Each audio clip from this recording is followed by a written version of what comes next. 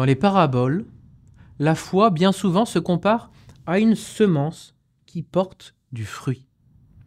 Le manque des œuvres manifeste le peu de racines qui relient l'âme à la vie de Dieu. Pas de sacrement, pas de dialogue répété, insistant avec le Seigneur.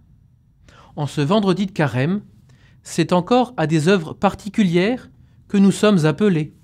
Pour tous, l'abstinence. Pour beaucoup, ce sera le chemin de croix. Pour d'autres encore, le jeûne caractérisé par un repas simple durant la journée. En toutes ces œuvres particulières, nous nous mettons en fait à l'imitation du Christ qui a jeûné, fait pénitence pour nous, souffrant de nos péchés à Gethsémani, recevant les coups à notre place, qui a partagé sa sagesse, mieux encore, sa vie, son amitié, et même son corps et sa divinité dans la Sainte Eucharistie.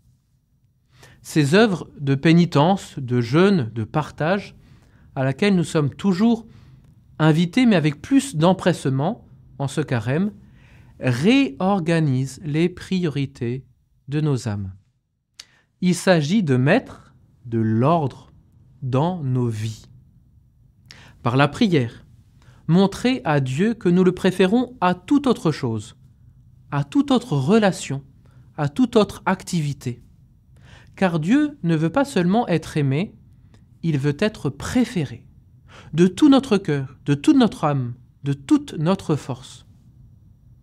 Par le partage, manifester que nous nous voyons comme frères et sœurs appelés à la même vie divine.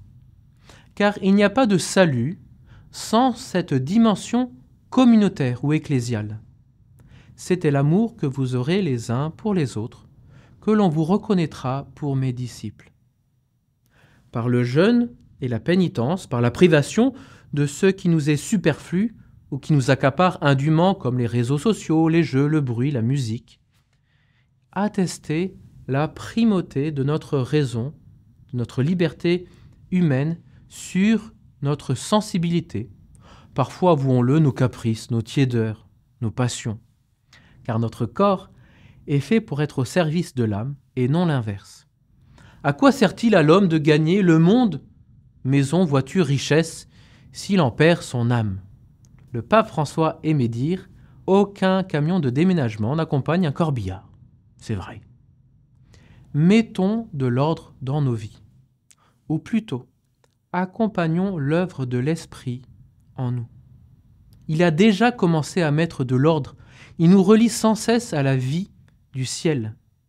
Et bien qu'il restaure notre nature, purifie nos relations afin que nous soyons fils de la lumière.